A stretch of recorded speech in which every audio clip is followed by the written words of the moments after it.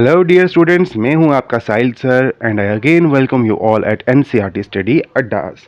बेटा, आज जो हम करने वाले हैं टॉपिक वो है अपना जो हमने स्टार्ट किया था जम्मू कश्मीर बोर्ड के बच्चों के लिए उनके इकॉनमी के पोर्शन को, अंडरस्टैंडिंग जे एंड के इकॉनमी का जो चैप्टर हमने स्टार्ट करा था उसका पार्ट 2 है ना। यहाँ पर हम बात करेंगे आज सेकेंडरी सेक्टर कैसे कंट्रीब्यूट करता है जम्मू कश्मीर की इकॉनमी में। तो बेटा, उसको स्टार्ट करने से पहले मैं आप सब लोगों को फिर से एक बार बोलना चाहूँगा कि मैंने इस प्लेटफॉर्म में जो आया हूँ उसका सिर्फ एक रीज़न था कि मैं आप बच्चों की हेल्प करना चाहता हूँ और आपको एक ऐसा प्लेटफॉर्म प्रोवाइड करना चाहता हूँ जहाँ पे आप अपने डाउट्स क्लियर कर सको। तो बस मेरे चैनल को लाइक करो, सब्सक्राइब करो और शेयर करना मत भूलना, सो डैट मुझे भी मोटिवेशन मिलती रहे। तो चलो अब स्टार्ट करते हैं अपनी क्लास को, ठीक है। अब बेटा, हम जो स्टार्ट करने वाले हैं वो है सेकेंडरी सेक्टर को, है ना। हम देखेंगे सेकेंडरी सेक्टर में क्या आ रहा है। तो सेकेंडरी सेक्टर की हम जब बात करते हैं तो ये बोलता है secondary sector is that sector which deals with the processing of raw materials acquired from primary sector into processed और सेमी प्रोसेस्ड गुड्स।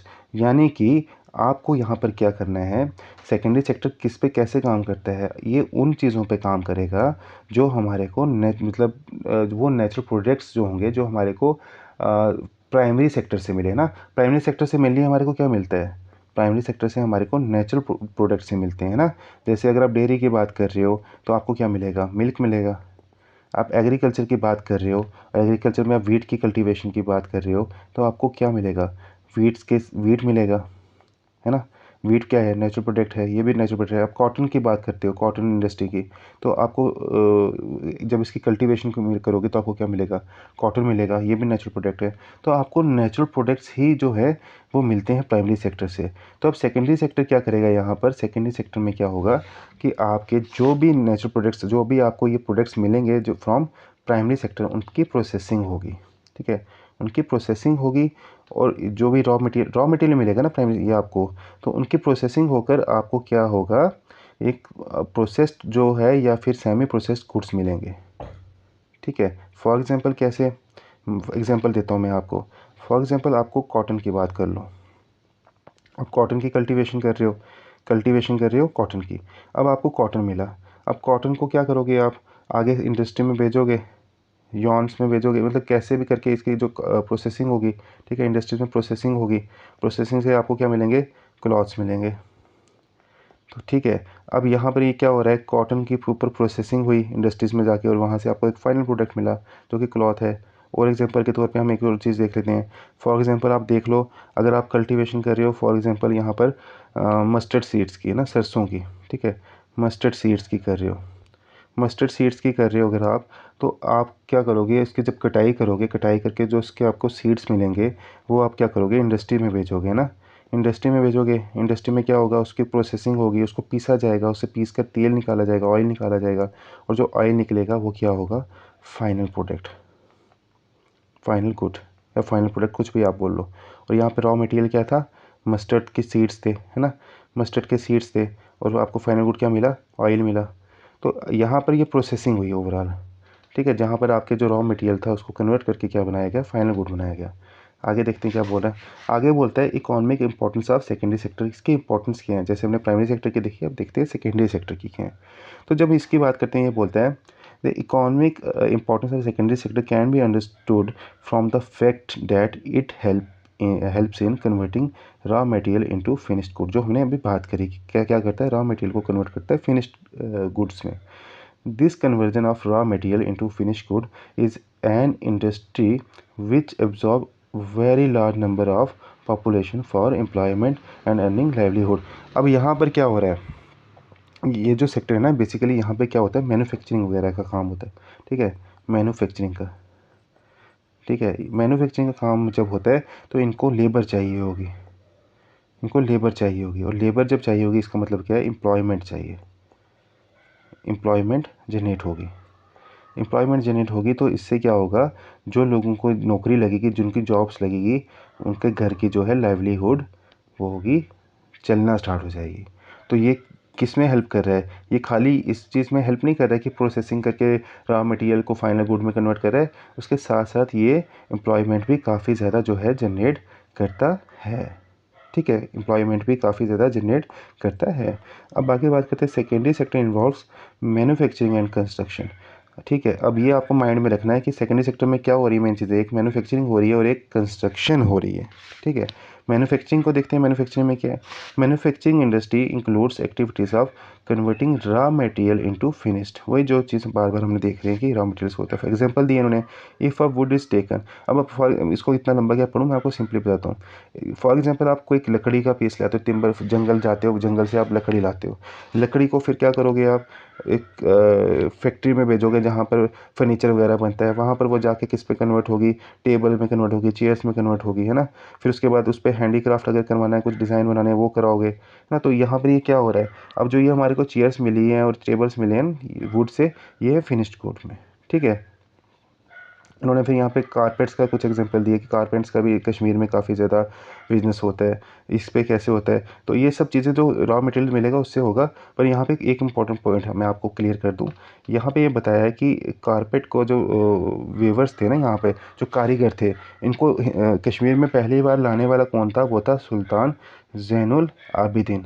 ठीक है, इसने क्या किया था, कारपेट वीवर्स जो थे पर्शिया से और सेंट्रल एशिया से क्या किया, उठा के लाए थे कश्मीर में, सो डैट यहाँ पर जो लोकल लोग हैं उनको ट्रेन किया जा सके। ठीक है, यहाँ पे क्लियर होगी आपको बात। आगे चलते हैं अभी, और ये काफ़ी बड़ा जो एक इंडस्ट्री है यहाँ कश्मीर में कारपेट वीविंग की, आपको पता होना चाहिए, यहाँ के कारपेट्स काफ़ी फेमस होते हैं। फिर आगे बात करते हैं शॉल्स की। ठीक है बेटा, इसको हटा दूँ मैं एक बारी। शॉल्स की जब हम बात करेंगे तो कहता है कि शॉल इज़ स्पेशल क्लॉथ।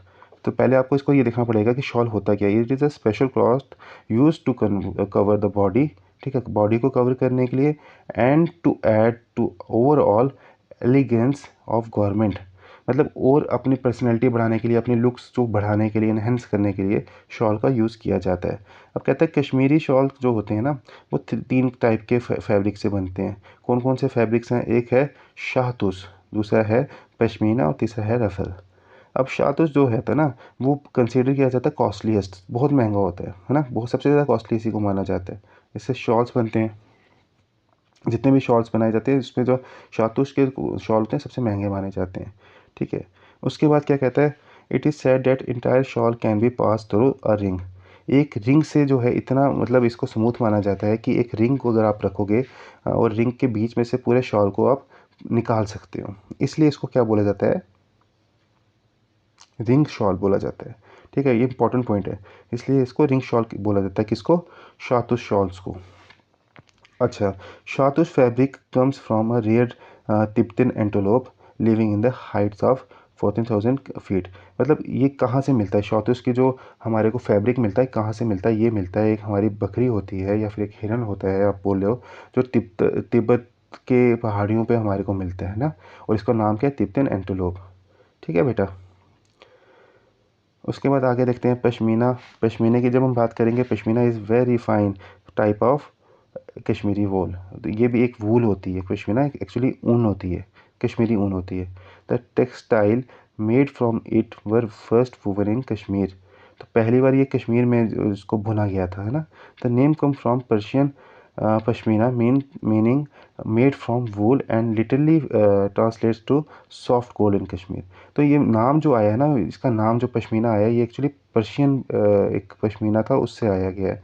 और इसको कश्मीर में क्या बोला जाता है, सॉफ्ट गोल्ड बोला जाता है। ये भी इंपॉर्टेंट पॉइंट है बेटा, दिमाग में रख लीजिएगा।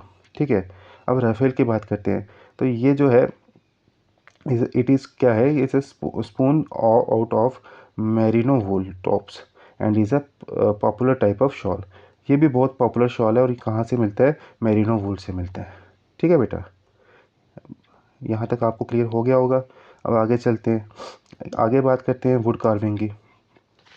जब हम वुड कार्विंग की बात करेंगे तो यहाँ पे हमारे को क्या मिलता है कि wood carving refer to the creating designs on wood. क्या होता है वुड कार्विंग, मतलब आपने देखा होगा ना कि जो कारीगर होते हैं लकड़ी में वो डिज़ाइंस बना रहे हैं, उसी को तो बोलते हैं।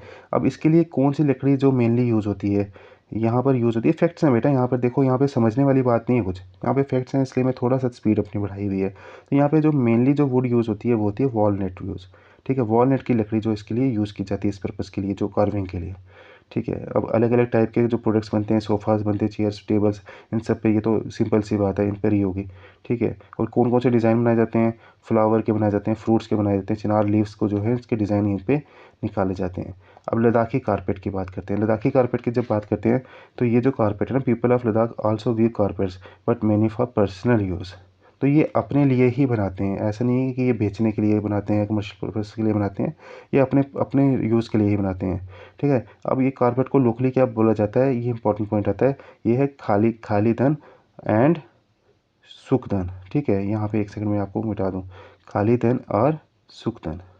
ठीक है। आगे बात करते हैं बसोली पेंटिंग से। अब ये इंपॉर्टेंट टॉपिक है आपके यहाँ पे। थोड़ा सा मैं एक्चुअली पहले भी एक क्लास ली थी, वहाँ पे ये सब किया हुआ है, तो इसलिए थोड़ा साफ़ करना पड़ता है। अच्छा, जब बसोली पेंटिंग्स की आप बात करोगे बेटा, तो ये क्या बोलता है कि पहले हमारे को देखना बसोली कहाँ पर है। बसोली जो है बेसिकली ये कठुआ में, कठुआ डिस्ट्रिक्ट में है। मतलब कठुआ से जो हेड क्वार्टर है इसका कठुआ में, उससे 75 किलोमीटर की दूरी पर पड़ता है। और ये जो टाउन बसा हुआ है, ये बसा हुआ है एक लेक की साइड पर, लेक की बैंक पर, जो लेक का नाम है रंजीत सागर लेक। ठीक है। आगे क्या कहते हैं, ये फेमस है अपनी मिनिएचर पेंटिंग्स के लिए।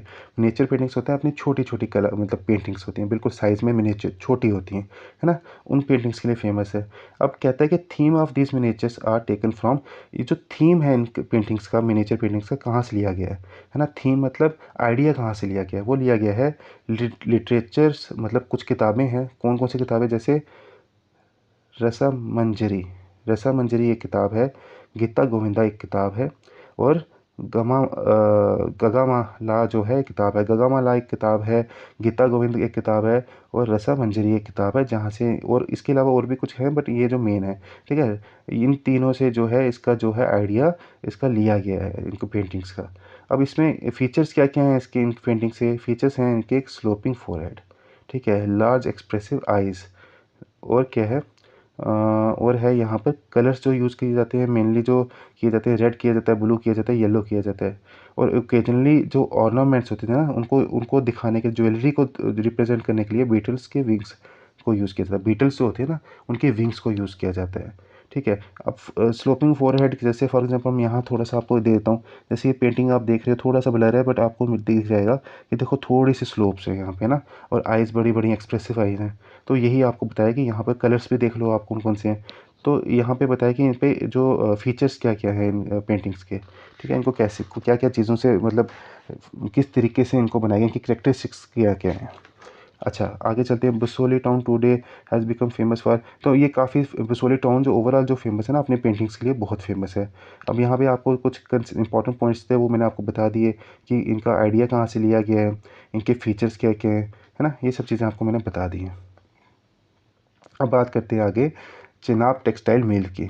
तो ये यहाँ पे जब हम चिनाब टेक्सटाइल मिल की बात करेंगे ना बेटा, तो हमारे को दिमाग में ये रखना है कि जम्मू कश्मीर में खाली जो हम ये बात करें शॉल्स वगैरह और ये सब इनकी नहीं है। अब कुछ इंडस्ट्रीज़ भी बड़ी हैं जो यहाँ पर काम कर रही हैं, और उनमें से ये इंडस्ट्री है चिनाब टेक्सटाइल मिल करके। इसके लिए बारे में हम पढ़ेंगे, थोड़ा साफ़ कर लेता हूँ पहले, फिर देखते हैं। हाँ, तो अब जब इसके बारे में देखेंगे, कहता है कि while the UT has a strong tradition of manufacturing, the advent of modern industry is a relative recent phenomena, है ना। तो कह रहा है कि वैसे तो ओवरऑल मैन्युफैक्चरिंग का यहाँ पे ट्रेडिशन बड़ा पुराना है। जैसे शॉल्स बन रहे हैं यहाँ पे, कार्विंग लकड़ियों की होती थी, ये सब चीज़ें पहले की चल रही हैं। बट मॉडर्न इंडस्ट्रीज़ का जो एक कंसेप्ट यहाँ पे आया है, वो थोड़ा सा जो है एक अभी का जो करंट जो फिनोमेना है वो है ना। एक मॉडर्न, एक नया आइडिया है, मतलब एक नया आइडिया है मॉडर्न इंडस्ट्री का। One of the largest unit that was set up in the 1970 was Chenab textile mill in Kathua district by के बिरला ग्रुप। तो के बिरला ग्रुप ने ना 1970s में कठुआ में एक इंडस्ट्री, अपनी एक मिल इन्होंने लगाई थी, जिसका नाम रखा था चिनाब टेक्सटाइल मिल। कहता ये काम किस में करती थी, ये करती थी मैन्युफैक्चरिंग कॉटन यार्न्स में। ठीक है। और मैन मेड फाइबर यार्न्स में, है ना। तो ये बता रहे हैं यहाँ पर कि ये इनका जो मेन काम होता था, ये कॉटन का जो कपड़ा वगैरह सब बनाते थे। ठीक है। तो आज जो है ये इंडस्ट्री है, ये लार्जेस्ट फैक्ट्री ऑफ किसकी बन चुकी है, उसका नाम क्या है, Sutlej textile and industry limited. ठीक है। तो ये काफ़ी बड़ा जो इंडस्ट्री हो चुकी हुई है आज। मतलब आपको सिर्फ यहाँ पर इतना दिमाग में रखना है कि जो मॉडर्न इंडस्ट्रीज़ की अगर हम बात करें तो यहाँ पे अगर कोई जो एग्जिस्ट कर रही है वो है चिनाब टेक्सटाइल मिल। ये कठुआ में है। इसको जो इस्टेब्लिश किसने किया था, के बिरला ग्रुप ने किया था। और ये किस में काम करती है, कॉटन यार्न्स में काम करती है। अब कहते हैं कि जो इसके अलावा जो हम हैंडीक्राफ्ट की बात करते हैं, हैंडलूम्स की बात करते हैं, इसके अलावा हमारे यहाँ के जो यूथ है, स्टेम एंटरप्रेन्योर जो है, वो और भी काफ़ी सारे बिजनेस में जंप कर चुका है, काफ़ी सारे बिजनेस में घुस चुका है। जैसे कि पैकेज ड्रिंकिंग वाटर में, है ना, इनके प्लांट्स लगाने स्टार्ट कर दिए हैं। और फार्मास्यूटिकल्स में भी और सीमेंट्स में, ये चीज़ों में भी जो हमारा यहाँ का यूथ है इस टाइम इन बिजनेसेस में घुस चुका है। ठीक है।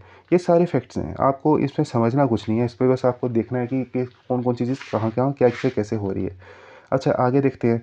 पावर जनरेशन की बात करते हैं हम। पावर जनरेशन की जब बात करते हैं हम तो ये कहता है कि जम्मू कश्मीर का जो पोटेंशियल है ना, जम्मू कश्मीर का जो पोटेंशियल है वो है अप्रॉक्सीमेटली 20,000 मेगावाट का पावर जनरेट करने का, है ना। जम्मू कश्मीर में कितना पोटेंशियल है, 20,000 मेगावाट का पावर जनरेट किया जा सकता है। अच्छा, उसके आगे क्या बोलता है, तो Jammu and Kashmir power department corporation, ठीक है, ये क्या करता है, इस काम के लिए रिस्पॉन्सिबल है, ये इस काम को एग्जीक्यूट करता है। ठीक है। और इसके अलावा ये क्या करता है, ये मेंटेन करता है हाइड्रो पावर प्रोजेक्ट्स को। तो दो काम कौन कौन से बता दिए हमने। एक तो ये जो हमारे यहाँ प्रोडक्शन हो सकती है, जो हमारा पोटेंशियल है कि इलेक्ट्रिसिटी प्रोड्यूस करने का, वो उसके साथ डील करता है। दूसरा ये डील करता है हमारे यहाँ के हाइड्रो पावर प्रोजेक्ट्स जो है उनके साथ। ठीक है। अब आगे देखते हैं इनके बारे में, हाइड्रो पावर प्रोजेक्ट्स के बारे में। तो कहते हैं कि corporation has 20 hydro electric projects in different part of Jammu and Kashmir. तो कुछ 20 इनके पास जो हैं इस टाइम ये प्रोजेक्ट्स हैं, हाइड्रो पावर प्रोजेक्ट्स, है ना। 20 पावर प्रोजेक्ट्स हैं जम्मू कश्मीर के अलग अलग पार्ट्स में।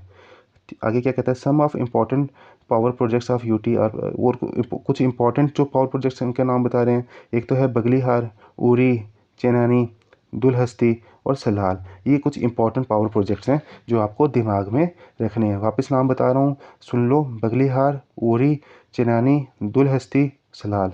और इसके अलावा कुछ और भी हैं बट ये आप अपने माइंड में रखेंगे। ठीक है। आगे बात करते हैं। तो UT government reserve some area as industrial area. ठीक है। अब यहाँ पे समझने पहले ये जो पॉइंट है ये समझ लो आप। कहता है कि हमारी जम्मू कश्मीर गवर्नमेंट जो है वो इंडस्ट्रीज़ को प्रमोट कैसे कर रही है। तो कैसे कर रही है, वो यहाँ पर ऐसे कर रही है कि गवर्नमेंट ने कुछ एरिया को रिजर्व कर दिया है। किस पर्पज़ के लिए, इंडस्ट्रियल पर्पज़ के लिए। और उन एरियाज़ को क्या बोला जाता है, इंडस्ट्रियल एरिया बोला जाता है ना। वहाँ पर क्या किया जाता है, जो एंटरप्रेन्योर्स होते हैं हमारे नए, जो यूथ हैं, जो इंडस्ट्रीज़ में बिजनेस में घुस रहे हैं, उनको लैंड दी जाती है लीज़ पर। ठीक है। या उनको लैंड बेची जाती है।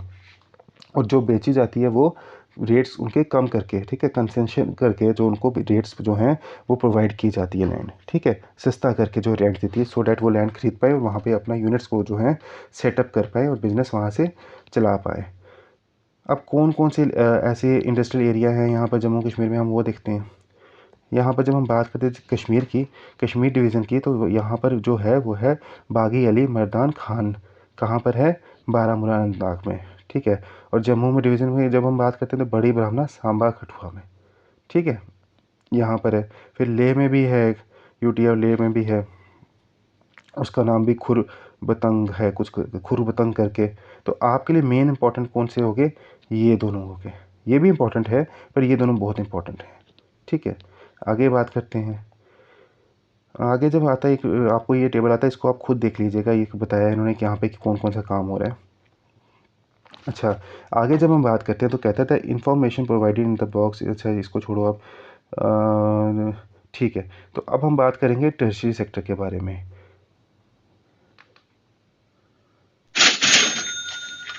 बेटा ये तो टर्शरी सेक्टर है, इसको हम अपनी नेक्स्ट क्लास में अटेम्प्ट करेंगे।